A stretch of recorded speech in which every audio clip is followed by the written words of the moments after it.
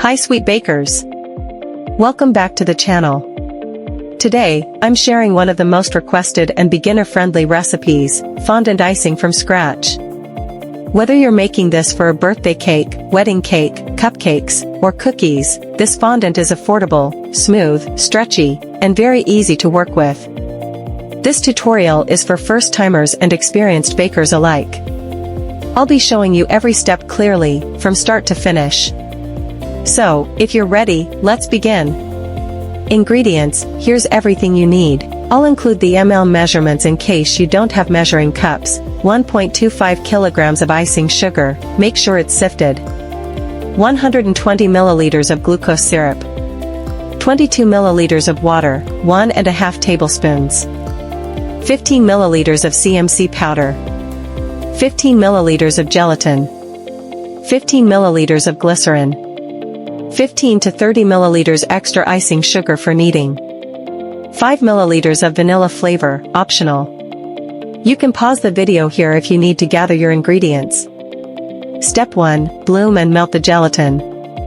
Start by sprinkling the gelatin over cold water. Don't pour everything in at once, sprinkle it gently so it blooms properly without lumps. Let it sit for a few minutes, then place the bowl over hot water or a double boiler and stir until it melts completely. You want it to become smooth and clear before moving on. Step 2. Mix in glucose, glycerin, and flavor.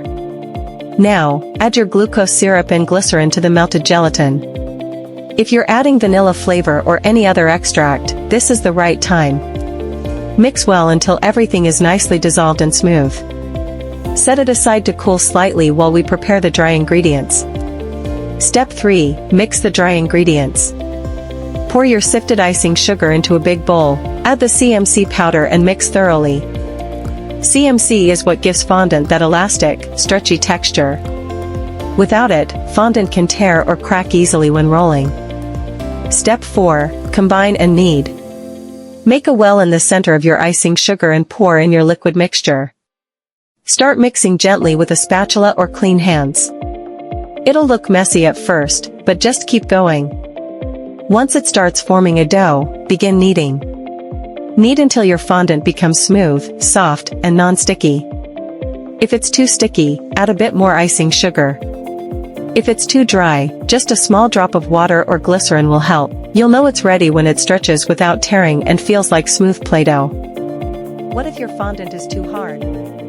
Sometimes, after making or storing fondant, it can become too hard. If you have a microwave, you can soften it by breaking the fondant into small pieces and warming it up for a few seconds, then knead with a little glycerin until smooth again.